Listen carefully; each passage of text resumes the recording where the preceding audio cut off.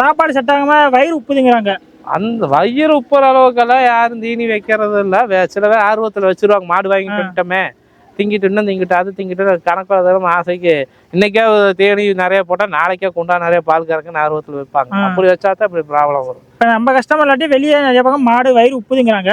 அதுக்கு என்ன சொல்யூஷன்? வீட்டிலேருந்து ஏதாவது சரி பண்ணலாம்? இல்லை, அது நம்ம வைத்தியம் சொல்கிறது இல்லை. ஆல்ரெடி சொல்லி சங்கி போய் நமக்கு ஃபோன் வந்து நம்ம சங்கி போயிட்டோம். இனியெல்லாம் வைத்தியம் சொல்கிறது எதாக இருந்தால் டாக்டரை கூப்பிட்டு காமிச்சிக்கங்க, அவ்வளோதான். இப்போ நம்ம வாங்கி கொடுத்த மாடு நம்ம கஸ்டமருக்கு ஏதோ ப்ராப்ளம்னா ஏதாவது ஃபோன் பண்ணாங்கன்னா நம்ம சொல்லிக்கலாம்.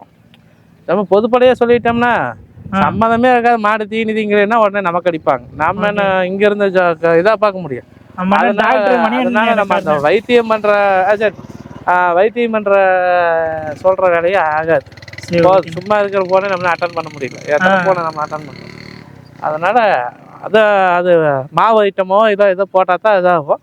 டாக்டரை கூப்பிட்டு ஒரு செரிமான ஊசியோ இல்லை சோடாவோ அப்படி ஏதோ ஒன்று கொடுத்தா சரியாயிக்கும். சரி, ஓகேண்ணா. இப்போ சென மாடு இது கண்ணு மாடெலாம் எடுத்துகிட்டு போவாங்க இந்த லாங்கில். அது எடுத்து போனால் அது எதுக்காக காய்ச்சல் மாத்திரை போடணும்னு சொல்கிறாங்க? அது வண்டியில் போகிற அசதிக்கு உடம்பு குளிர் காய்ச்சலாட்டம் அசதியில் வரும். அதுக்காக ஒன்று போட்டுக்கிறது நல்லது. அது எல்லா மாடும் கன்ஃபார்ம் போடணுங்களா இல்லை தேவையில்லைங்க? போட்டுக்கிறது நல்லது. போட்டால் நல்லது. சரி, ஓகேண்ணா. நன்றிங்கண்ணா. நன்றிப்பா.